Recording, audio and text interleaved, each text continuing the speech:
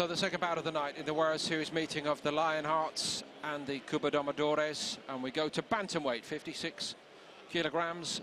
Sean McGoldrick represented the home side against Andy CRUZ. Bout number 2 takes us into the bantamweight division. Ladies and gentlemen, please welcome to the ring now, representing the Cuba Domadores, Andy CRUZ.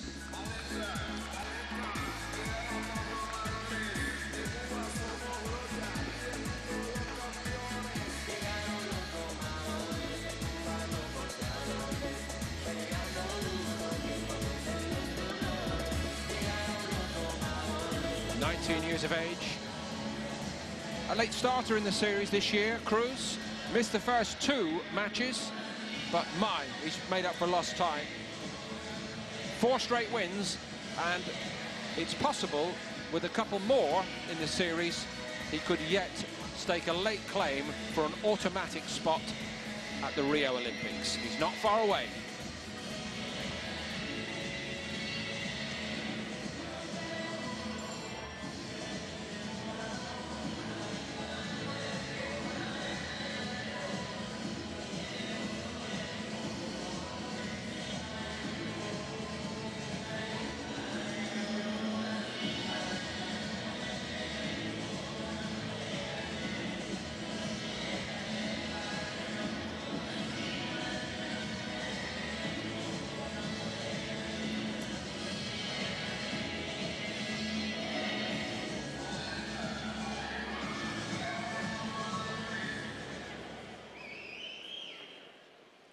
And for the British Lionhearts, please put your hands together for Sean McGoldrick.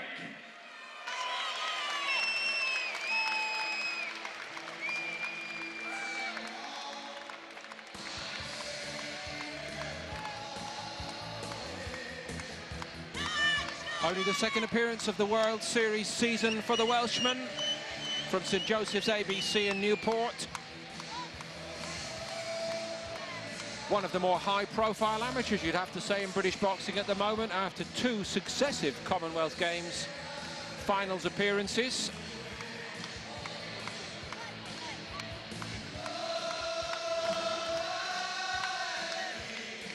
Now setting his sights even higher. No time like the present, though. 23 now, McGoldrick.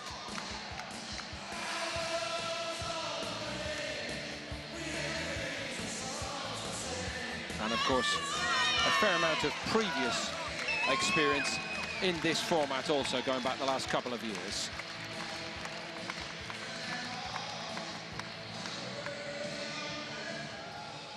And introducing to you in the blue corner, representing the Cuba Domadores, he is ranked 5th at bantamweight. His record so far this season reads 4 fights and 4 wins. It is Andy CRUZ.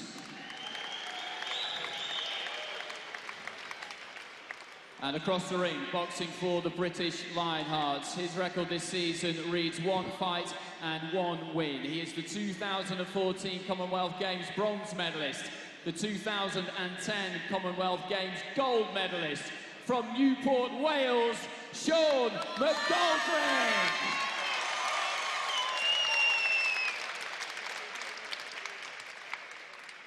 Your judges for this contest, Rakhmazan Rizbayev, Marius Gorny, Tariel Gogachuri, Fatih Madfua and Alan Roos. Your referee from Croatia is Martin Tadic, who will now issue the fighters with their final instructions. Please, no head bending, no holding, no wrestling, no low blow. I want fair, correct fight. Let's go. 5 3-minute rounds in the bantamweight division.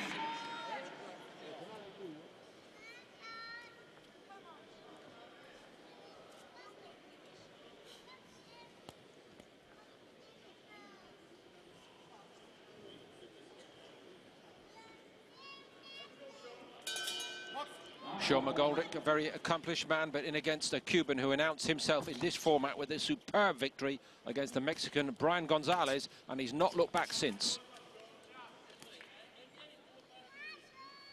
Following up with an equally impressive victory over the Ukraine Ottomans representative Malabekov. Saw off the Algerian Desert Hawks representative Amashi without a problem. And Dao Jinhao was seen off equally comfortably. All this after he missed the first 2 bantamweight matchups of this season, CRUZ. But we know he's got the class, Richie, and he's not far away in terms of the rankings either, which are led at this moment by Magomed Gurbanov with 25 points. Nikitin just behind him, Vladimir Nikitin on 24. Michael Conlon, the other Irishman, who's right in the hunt for an early qualifying spot for Rio. He's got 21 points, again representing the Italia Thunder at the moment. And Gomez just behind Conlon on 20 going into this weekend's fixtures.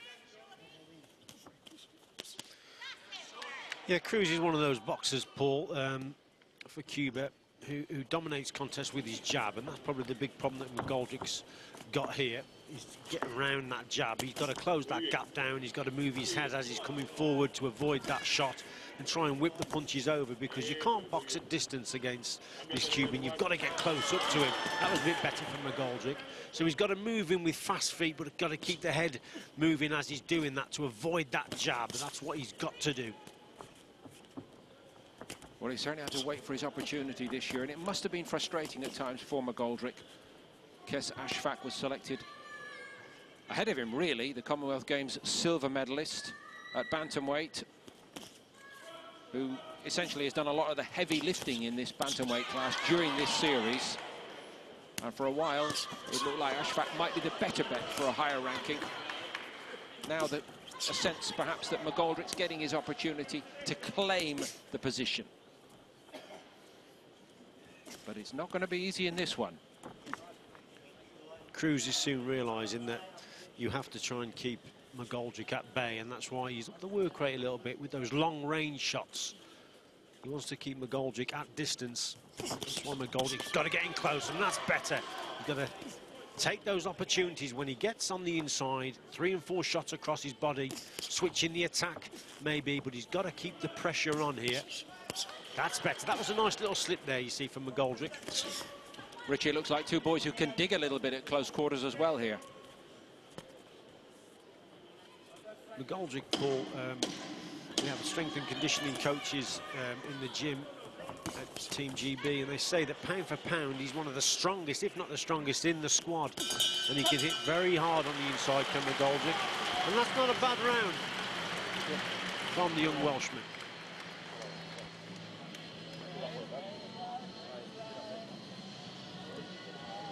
Well, he's made a good impression there, Richie. What a start by McGoldrick. Yeah, excellent stuff there. I think that close range work that he did was very good indeed. Some quality shots on the inside. CRUZ look trying to keep McGoldrick at distance, but McGoldrick moving the head, coming forward. Did better on the inside. 2 and 3 shots there going in, catching CRUZ on the inside. Lovely little slip there from McGoldrick, and then he switches downstairs. Not a bad round at all. A close round, but he just nicks it. No, it's a great start for him. And just referring back to the first contest of the night, just a sense perhaps that was one thing that young Joe Mafosa could learn from watching the likes of this boy McGoldrick in the gym every day, because that maybe cost him a little bit in the first contest, that lateral movement. But he'll learn. McGoldrick's got more experience, and I think it showed there in that round. And as we always hear, Richie, you are a team, a squad working together in Sheffield.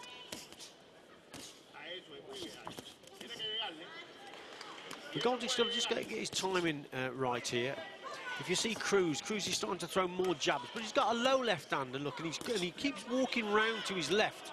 So it's all up to there it is, look, there from McGoldrick. Just misses the target. But Sean's just sussing his opponent out now. He's got to target this right hand over the top. If CRUZ keeps moving to his left with that low left hand, then that's going to invite that right hand over the top from Sean McGoldrick. And he's just got to get the timing right and get close enough to deliver that shot.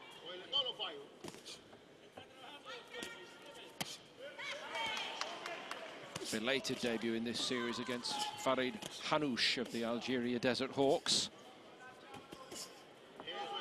I think it's fair to say this is a step up in class tonight for McGoldrick. Managing it well so far.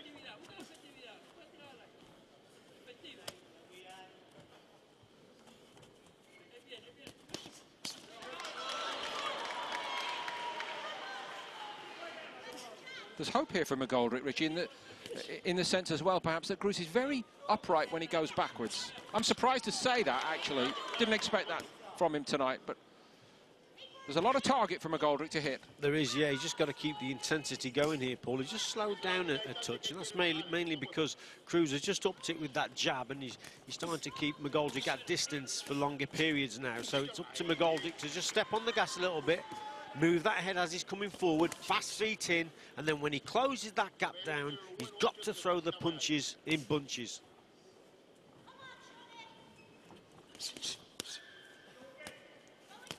McGoldrick's getting the better of a lot of these exchanges, though, isn't he? I think so, Paul. He is. He's just being kept off balance with that jab. And as long as he keeps that guard up, just gets caught there. But it's the head movement that's so important, Paul, in this contest. You've got to keep moving that head. Yes. If you're coming forward against a tall man with a good jab like this, head movement is crucial. You get inside that, then you've got a lot of target to aim at. Yes. I think a lot of this will also depend on how the judges view the accuracy of the shot once he is in range, and indeed how powerful the shots actually appear to be. But again, you know, I think there's a healthy respect here from CRUZ's point of view, Rich, that McGoldrick's got plenty of power on display here. But again, much like in the first fight, he has got to take it. It won't be presented to him here.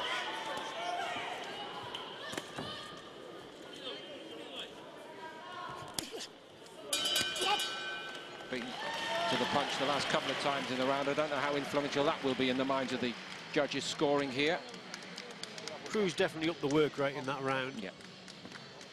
Better work from him. Let's have a look how the judges have gone. Yeah, they've all gone for CRUZ. Just outworked McGoldrick in that round. Worked well with the jab, and he managed just to keep McGoldrick at distance with those long straight shots. Very relaxed. Look at that for a lovely jab, but his guard's very low. Typical Cuban, very relaxed boxer. McGoldrick just failing to get close there, and that's mainly because CRUZ is just adjusting his feet and keeping that gap between himself and McGoldrick. And it was a better round for the Cuban, better boxing skills.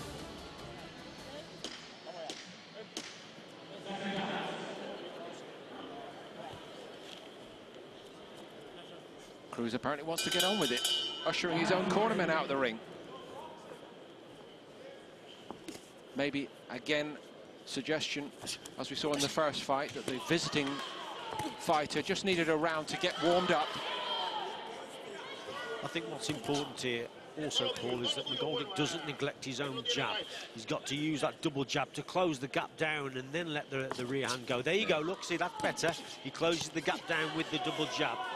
Occasionally he waits a little bit too long, and if he uses just a single shot, the jab, then it's not enough. Double jab, quick feet, and then bring the right hand through. CRUZ is looking sharper though, Richie. Beginning to find the range. Almost as though he's got his eye in now. And it's harder for McGoldrick early in this third to get out of the way of it. Again and again, actually. Feet were on the move better than from McGoldrick. That's more like it. Yeah, it was good. Double jab and then switch with that right hand downstairs. But it's that distance there. Look, that's where you've got to move your head. If you're just planning the next attack, you've got to keep your own target moving, and that makes it more difficult then for CRUZ to land a shot. But look at that, you see, CRUZ, great right hand that was there from the Cuban. That's better from McGoldrick, but he's got to keep it going, Paul. That's good. And if you notice, Paul, now that CRUZ, look, he's dominating from the centre of the rings. So it's important that McGoldrick tries to push CRUZ back, try and get him onto the ropes, restrict that movement a little bit. This Cuban, like many Cubans, if they're boxing from centre, they're dominating and controlling the contest. Certainly got into his rhythm, though, here in the third round, the visitor.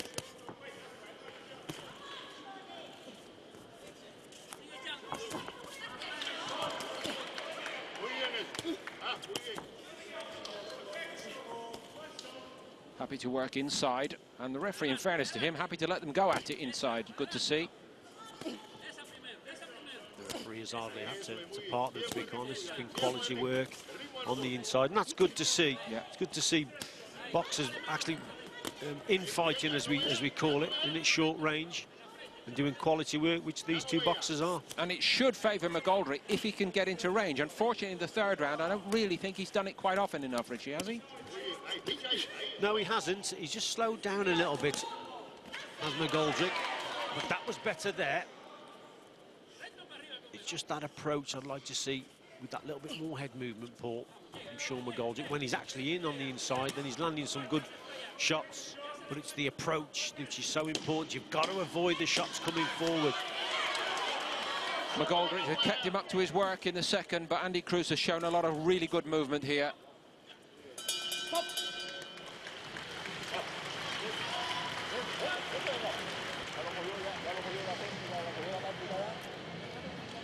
High quality work. Good stuff from both boxers, and CRUZ gets it.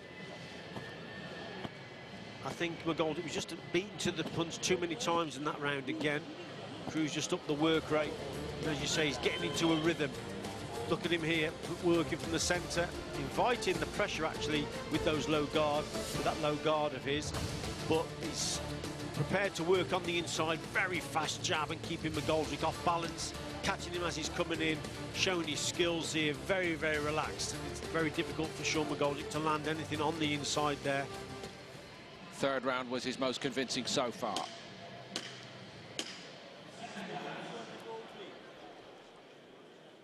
Lee Pullen shaking his man up if he can. McGoldrick made a good start. I thought he was particularly good in the second round, actually, but no doubting that in the third, CRUZ has just pulled ahead now.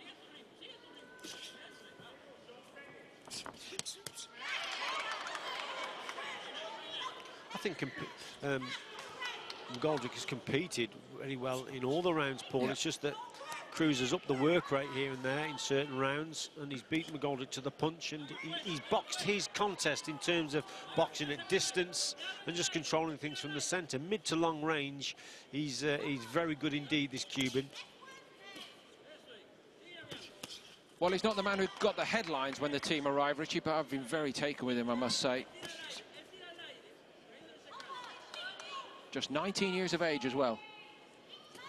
Looks like a man in many respects at 19, doesn't he? He comes off that Cuban conveyor belt, doesn't he? So many of them.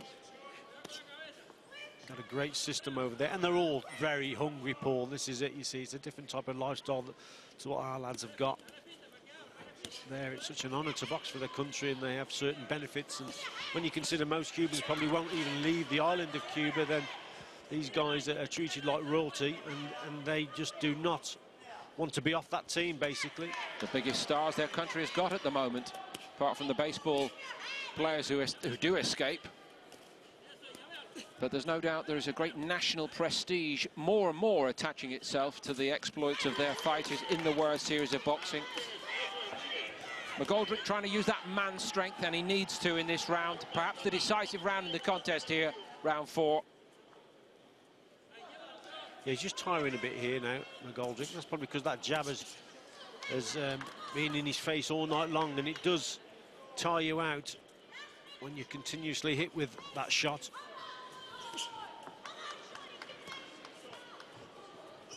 I still think CRUZ is open to that right hand over the top.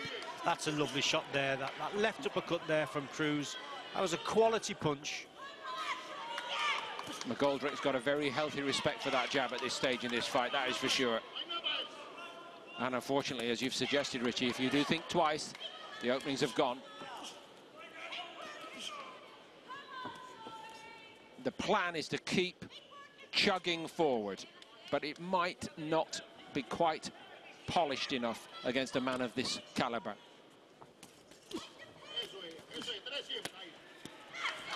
Supporters in the crowd who appear to be from his hometown, certainly Welsh accents. Got to get close, Sean. They're shouting at him. This Cuban's quality, though, Paul. Yeah. CRUZ, he really is showing his skills now. He's switching. He's got low hands. McGoldrick is getting through with the odd shot, but the quality in the punching from this Cuban really is A1. Tremendous. What a good hand he's getting. No questioning the bravery. They're not just marks for bravery in this, as you know, for McGoldrick. Did enough to persuade one judge that it was his round. He's level on 1 card overall. And still in the contest. Yeah, he's still in it. He's still really going for it. Is McGoldrick. Gets through with some shots on the inside there. Matched him with the jab. Look at CRUZ. Tends to box at mid and long range, but he's not scared then to try his hand on the inside. Skillful indeed. There's that little left uppercut. That was the best shot of the round for me. Just a natural shot to throw. But McGoldrick's still in it. St Joseph's ABC in Newport is where he learned the game under Tony Borg, a man you know well, Richie, of course, who's trained several professional champions of repute. Yeah, very good coach indeed. Good pedigree. Against a quality man here, however.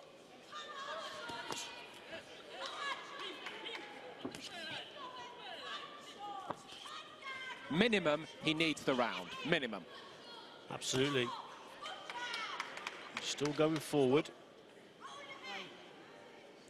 I think that the laces come undone of CRUZ. Well, laces generally are easier to fix than the bandages.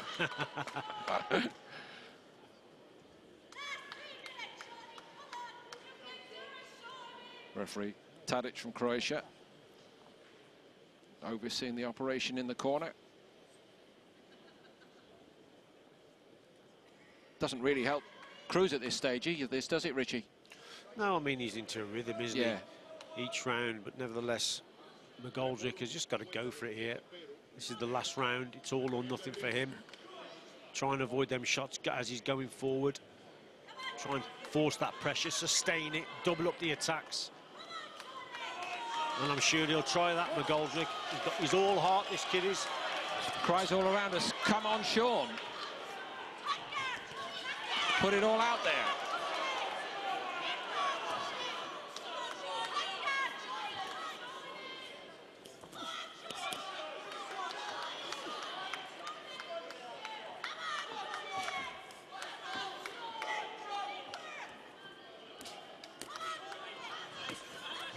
I'd like to see that feint to the body from McGoldrick with the jab and then whip the right hand over Paul. CRUZ is still open to that right hand over the top. It's just that his jab is so fast. He's keeping McGoldrick at bay. But there, look, McGoldrick nearly gets home with the left hook. He's getting closer to him. And again, he's getting closer, just taking the odd shot coming forward. But that's probably what you've got to do in this contest. You've got to be prepared to take one, to land one here. No question. Halfway through the 5th and final round.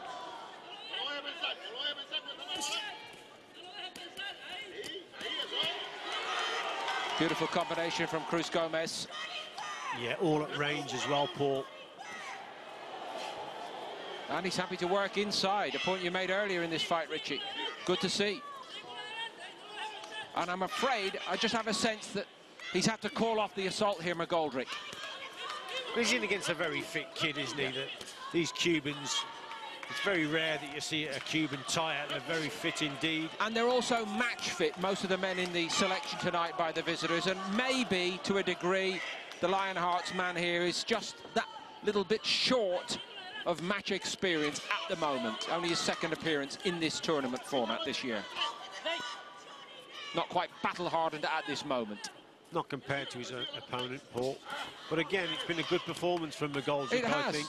Because this kid is one of the best bantamweights in the world. And McGoldrick has never been out of it. And he's still going forward and trying to force the fight. But you've got to give credit to CRUZ. Boxing lovely now at range. And catching McGoldrick as he's coming forward.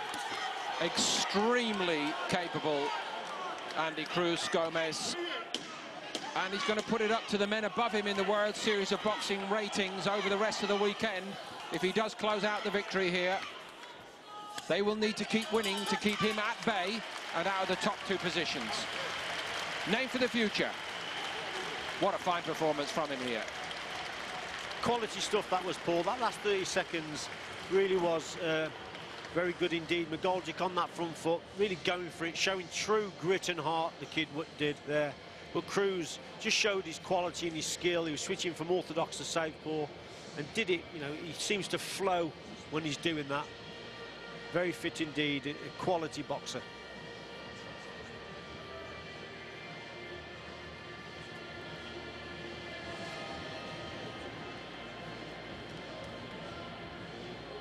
McGoldrick has got the air of a man who knows he's been in with a top-class opponent. Wow, he was good. You can almost read his mind, I think, there. Man, he was a good opponent. And again, though, Paul, it's a benchmark for our lads, because they're up against some of the best amateur boxers in the world here. And I know this is over 5-3s, but these guys, these Cubans, will probably all be at the Olympic Games. There's no one know better than the Cubans, we know that. But our lads here are giving a great account of themselves. Well, ladies and gentlemen, at the end of 5 hard-fought rounds, we go to the judges' scorecards, where we have a winner by unanimous decision. Judge A scores the bout 48 points to 47. Judge C 49 points to 46. Judge B 50 points to 45. All in favour of the winner. And now 5-0 in this season's World Series of Boxing. In the blue corner, Andy CRUZ of the Cuba Domadores.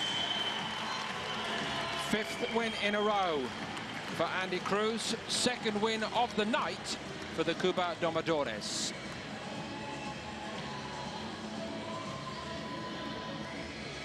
And we'll welcome him back anytime he wants to come back.